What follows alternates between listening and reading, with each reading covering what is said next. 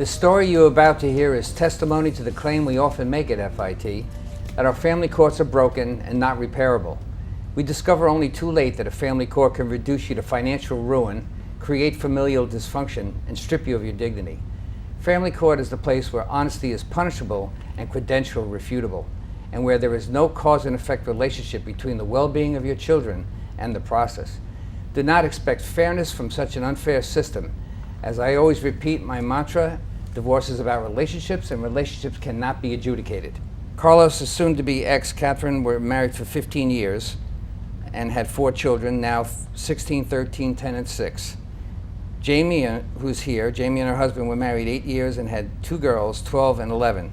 This is Jamie Travers in the middle, and to her left, Gary Jacobs, family law reformer, to help me out with the program.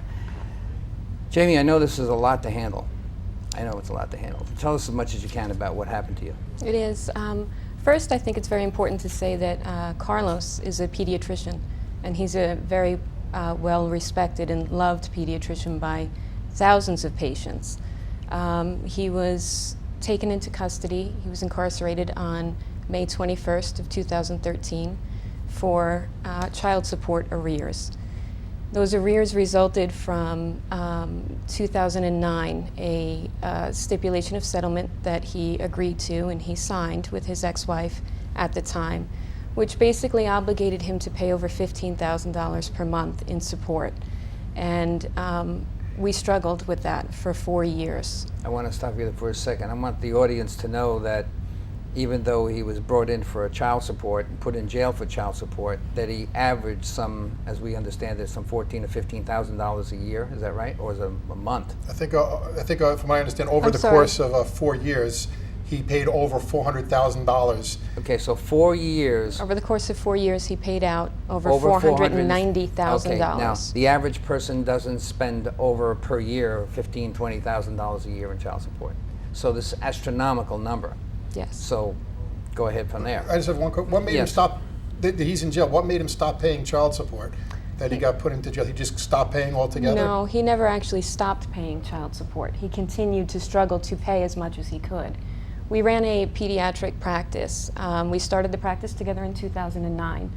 And when we started, he had made that agreement already. And that agreement was based off a peak salary from when he was a partner at a pediatric practice that was grossing $2.2 million a year.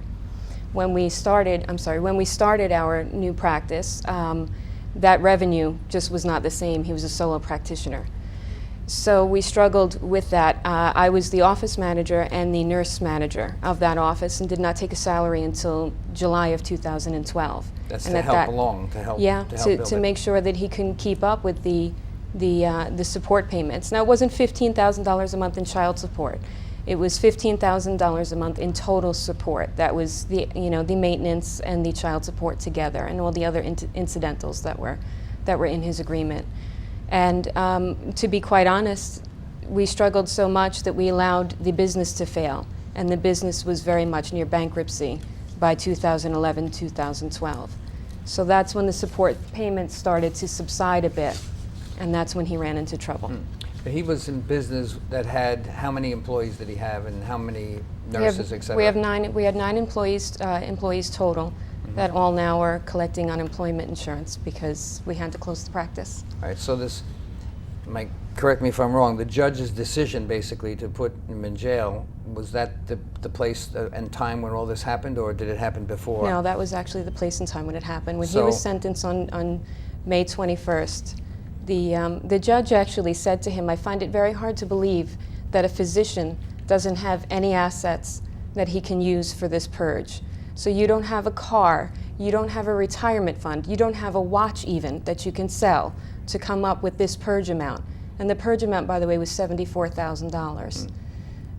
This is an outrage. I mean, what else could she want? I'm not sure I understand why she would want that much. Were all the bases being covered? Towards the end, in 2012, when we were struggling financially, there was not $15,000 a month going out in support payment, but there was every utility for the household was being paid. Between $1,500 and $2,000 a month was being given towards food and gas money, and health insurance for both his ex-wife and all 4 of his children was covered. So all of that was being paid out while trying to struggle to keep the practice floating so that we can continue to make support payments for the children.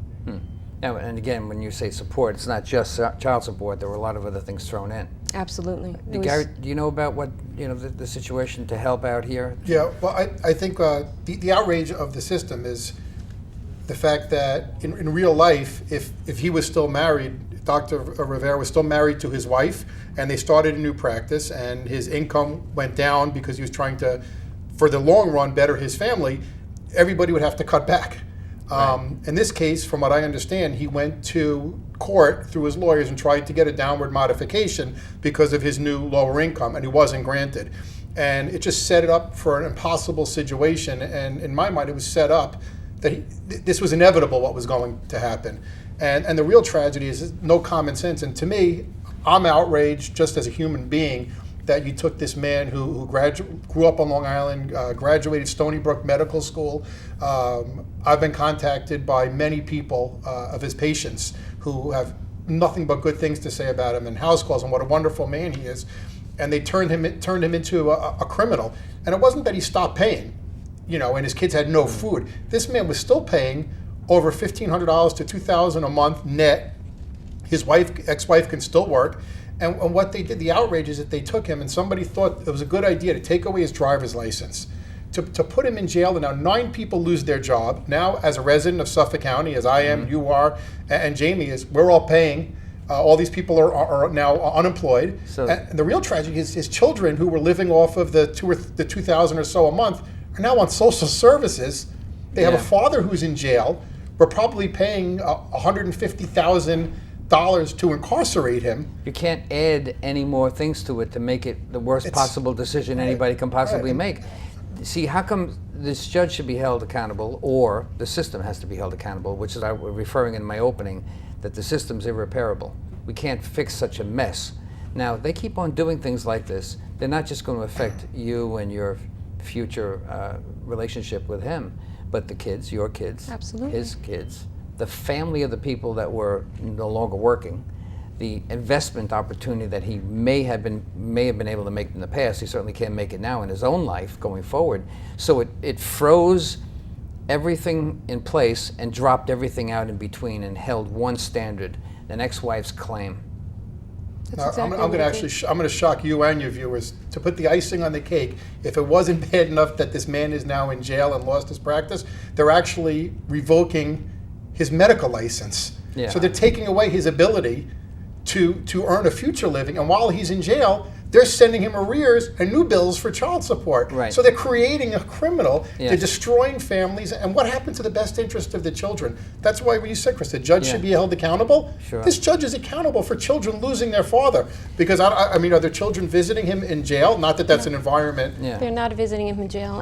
Actually, he's supposed to have phone contact with them 3 days a week, and his ex-wife decided which days and which times those would be, and she only answers the phone about 40% of the time.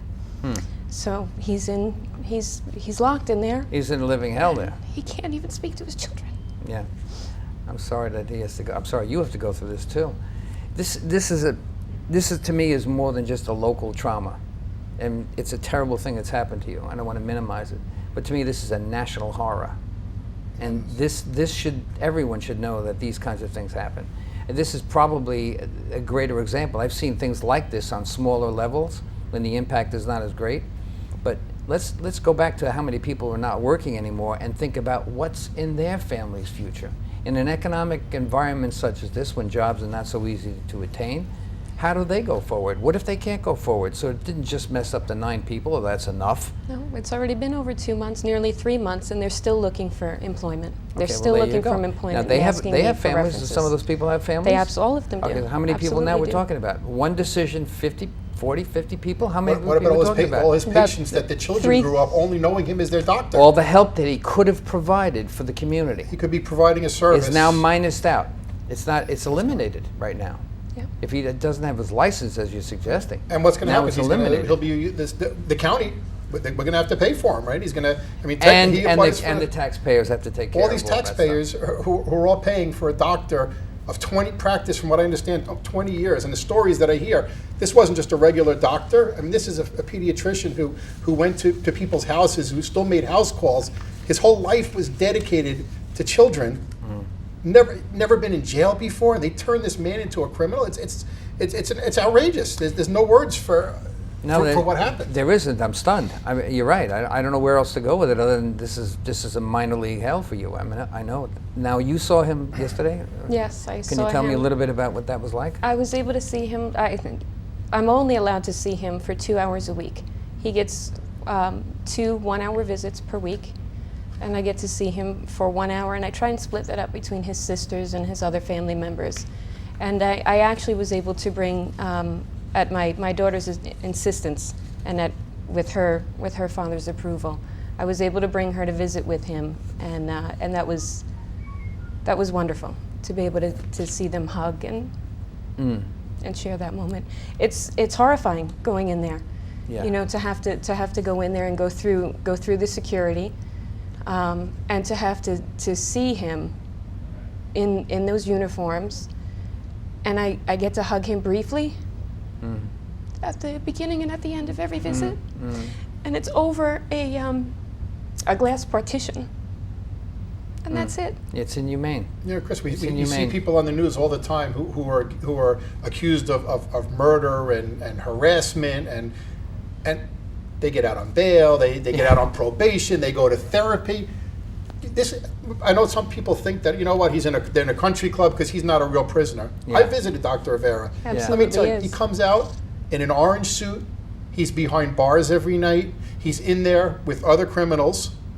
This is not a country club. This man's life has been destroyed by his ex-wife with the accomplices of the attorneys and of the county. It has to stop. It can't be. It cannot go on. I would like to tell you a agree. little bit about where he's housed. He's housed in a gymnasium setting with 60 other men, all sharing bunk beds and sharing 4 separate stalls for showers and toilets that are viewed by everybody.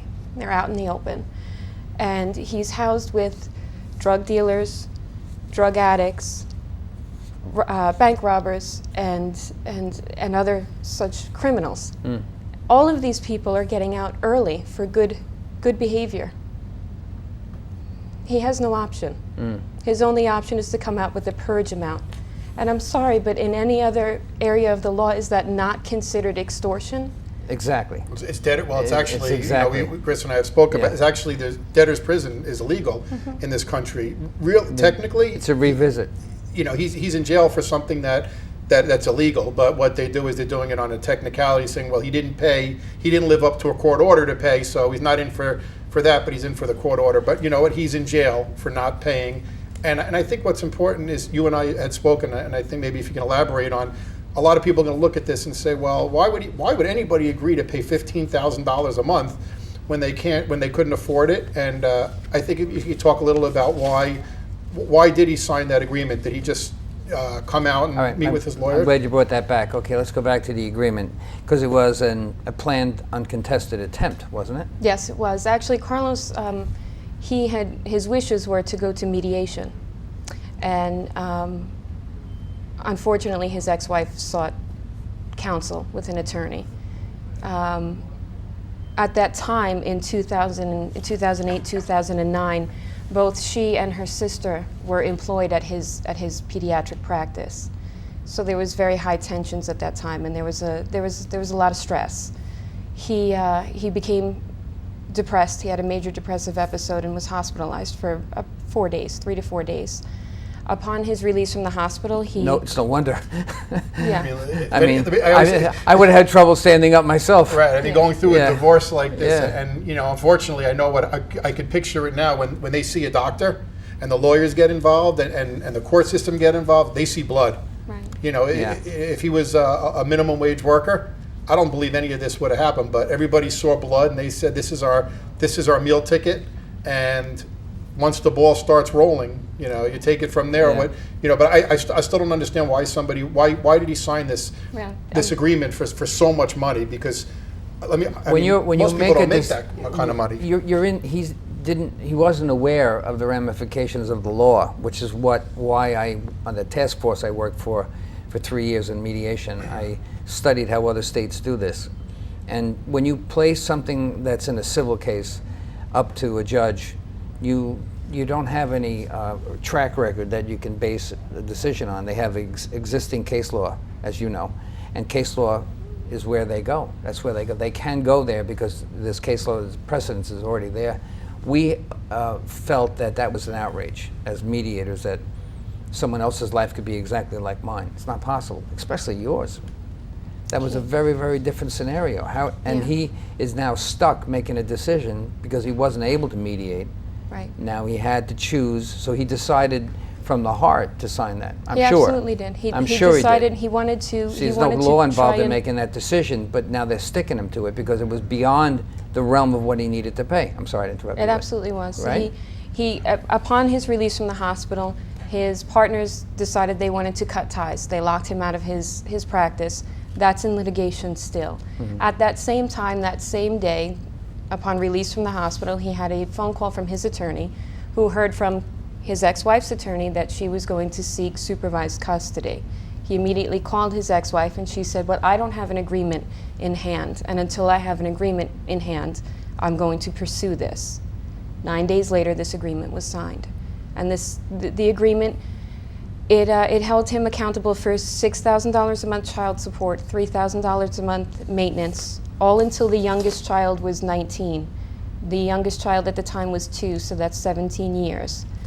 Then it also held him accountable for all of the marital debt, which at the time was $93,000, so that's another $3,000 a month in minimum payments.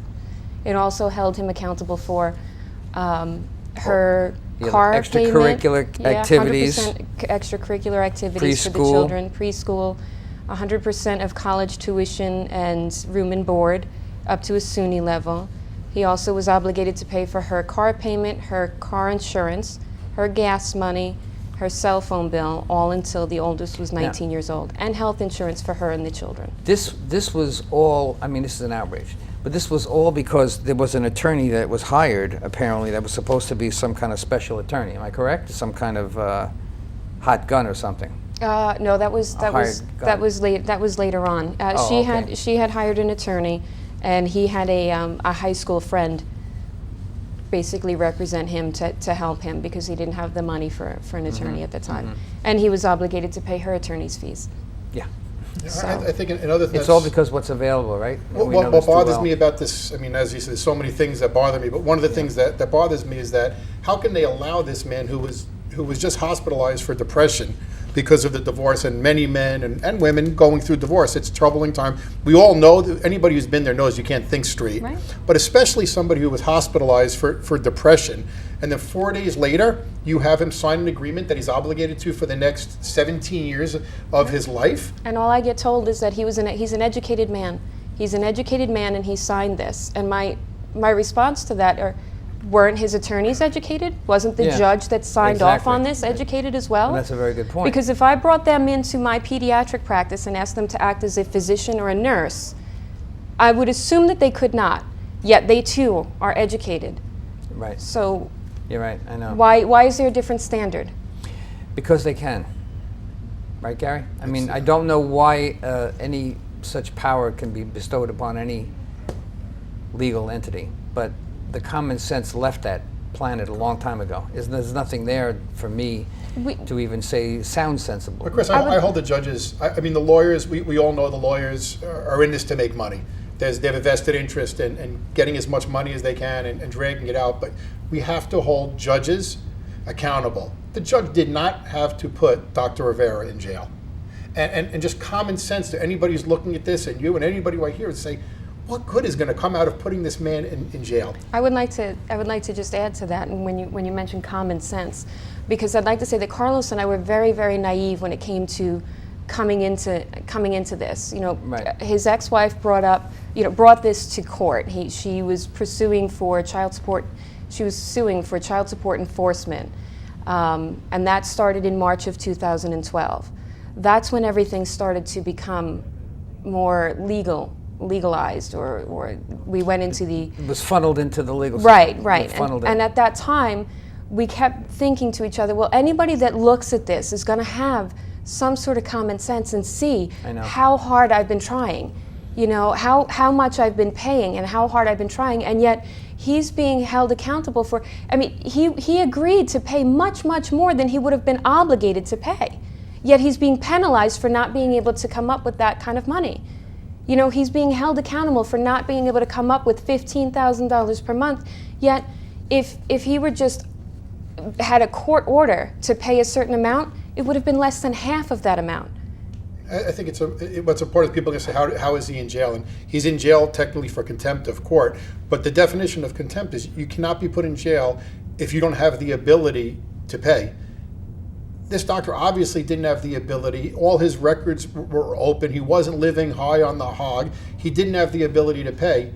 Yet, because he had inadequate counsel, he was still put into jail. Unfortunately, people I know who have been put in jail for the same reason, because they have ability. There is a certain law called the ability to earn. I forgot what's the name of that law, Gary? We should know this. Earnings capability. If you get trapped into this place where you're capable of earning something, well, they can establish impute income to any level they wish to, which is what they did here, I think. I honestly don't know how else could they come up with such a crazy number, especially because right at this moment he's not generating any money. How can you go forward and say, because he's not generating money, I'm going to say he's capable of earning this big dollar out there? And the sad thing is, what happens is now that he's in the system, what I'm worried about is it's going to perpetuate itself, because when he comes out, he can't earn a living. They haven't reduced his obligation, so they're going to come back in 6 months, and he's going to come back in jail in 6 months, and everybody's going to make money in the system. All the taxpayers are going to lose money. And what happens is, this is like a textbook case of alienation starting. Our taxpayers have to know this. Yeah, it is. Our taxpayers have to know this. I don't think people realize, I've had so many people come up to me to ask me, okay, so he did this 6 months, so that means that he's a clean slate. That's right. No, it's not the same. That's right. It's not the same. It's a civil case, so it's not the same as a criminal that goes to jail and does his time for the crime. That's not what takes place. He comes out, and instead of being $100,000 or $185,000 in arrears, he's now $250,000 in arrears, because for that 6 months he's still obligated to pay that monthly support at 9% interest they collect as well. I hate to be so crass, but a criminal who kills one person has that family, an extended family, in terms of the loss. In this case, there's about 40 or 50 people that sustain the loss, and hundreds of other people and thousands of other people, taxpayers, are funding all those losses. Yep. I calculated that to be about over $150,000. Right. They say that it costs about $125 a day to have an inmate housed. So you take that $125 a day for 180 days, that's how much it costs for us just to have Carlos put in there. Now this is a hardworking man he was earning a living, he was taking care of himself, and he was taking care of his children and his ex-wife. And he was taking care of thousands of other people as well. Sure. So they went and they threw him in jail. Now you have to talk about how he's not providing for those children or his ex-wife anymore, so they're on social services. They no longer have health insurance through Carlos, they have health insurance through New York State. What's the judge's name? Judge Luft was the judge that... And Chris, I can bet you now that the state is supporting Dr. Rivera's children.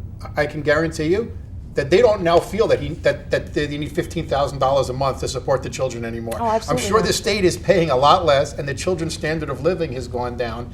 I'm glad that you brought that up, because they say that a household of 5 is entitled to $698 per month in food stamps. Why is it that they don't question when a woman writes down that she requires $2,000 a month to feed her 4 children? What's the difference there? One is the state's paying, and then one, the third party. When a lot of people don't understand is that some people look at it and say, why would anybody care how much he pays? But there are incentives for the state to make people pay more money. In fact, the state gets, I believe it's 10% in Title 4D money, as they call a collection amount. The more people they find in the system that fall into this category, the more funding they get from the federal government. They say follow the money trail, and you know what? It leads right to this. And what bothers me is that you and I have seen this with alienation. Any woman who would allow this man to be put in jail, like the ex-wife, has personality problems, and if she's willing to do that and make their kids lose their father, what I'm worried is now when he comes out of jail, that his ex-wife now says, well, he hasn't seen his children, and they don't want to see him because they're mad at him, because I would be embarrassed if my father have a bad vision about them or something. How do you tell your friends that my dad's in jail? Yeah. and now he's destroying the relationship forever with these children. He can't get back the 6 months that he missed. No. It's gone forever. I mean, what a tragedy that this 6 months is gone. And when he gets out, now their whole life, these children have a father who was in jail. And has a label. He's missed a kindergarten graduation. He's missed his son's 13th birthday. He will miss my daughter's 11th birthday. For what? That's a good question. For what? Well, the only what I can think of is what you just talked about a minute ago, Gary, and that is there's incentive to every administration aspect to collection, child support, parking lot attendants, everybody in that whole entire system. But the system needs to change. You know, we do these. I think one of the reasons for doing the show is, number one, he's still in jail today, and anybody who is seeing this should be outraged and call their legislators and tell them how outraged. But judges are elected, and they should be held accountable, and people should hold them accountable. And I think that's why Chris asked the name of the judge. Yeah, I'd like to see if I can hold this guy accountable. But you know, one of the problems we always have is that, you know, then there's another judge, and then there's another case, and the numbers of people that fall into this trap are greater than we know. Yeah. And some people don't talk about them or are unwilling to talk about them. But because you are willing to talk about it, that's when the beginning of the healing will begin for you. And I hope that, you know, that transfers into something that positive will we work going forward. Because I don't see how this is going to. You know, I always say, you know, sunlight is the best disinfectant, Right. and that's the objective of doing this, is that people see, because it's easy for somebody who's not divorced to say, you know what, he's in jail, he's probably a deadbeat dad. They give him the label deadbeat dad. He's not a deadbeat dad. He was paying thousands of dollars a month to his ex-wife and children. He's not a deadbeat dad. His children were housed, they were fed. He's not a deadbeat dad. More importantly, he was involved in their life. You know, he was involved. Right. And he loves his children. Yeah, it's amazing. Look at the extent of this. This has to be known. I'm going to take this as far as I can take it, my little old self, and I wish that you could hang in there and give him the support that, you know, let him know that there's people out there who are willing to step out for him if he could. And now, how long has he been in there? 4 months or something? He's been in there for 79 days. Okay, and that's a little over 2.5 months, right? Yeah. And then he's got to be there for another. 101 days. He's got to be there for a total of 180 days, so that's 6 months. Okay, when he comes out, is there a possibility, because he's probably not going to have any money to purge himself, that he might go back? Absolutely. Possible. Okay. Can you vision this is going to happen again? Right, and that's my fear. That's why I we think need we to have put the pressure on this judge. We need to get this out. People who are seeing this need to be outraged. They need to get to their legislators. They need to write letters. And Dr. Rivera has a huge following on Facebook. In fact, I think you should. That's how people tell me. I think you should mention his the page and the website you have set up. Please do, because I had there's a website that's www.justiceforcarlos, the number 4. His Facebook page is under Carlos Rivera, Rivera. And there's a little logo there that says Justice for Carlos on his Facebook page. It's www.justiceforcarlos. Yep. .com. Okay, .com, not Rivera. Okay. Nope, just And I would ask anybody who's watching the show to reach out and, number one, show his support so he knows he's not alone. Mm-hmm. But again, numbers is what's going to do this. And he has a lot of followers, all his patients obviously. But we really need to get the word out, because as Chris said, if this is kept in the dark, this man's going to go back to jail again. He needs to get his license back. He needs to get his driver's license back and get his life back in order and become a productive member of society like he was before, and being a loving father and a husband. We got to wrap this up right now because we ran over time, but I just want to end the program, and we'll continue this in a couple of minutes if you don't mind. Societal and political trends are rapidly breaking down the family that once was the cornerstone of our great American culture. Is this true or what? At FIT, we know you cannot get this information on your own. Who else will do this? And we'll bring it to your TV, of course, every single week. We always invite all opposing views. I bet you we don't get any. My name is Chris DiMaggio. Thank you for watching FIT TV, and we'll see you again next week.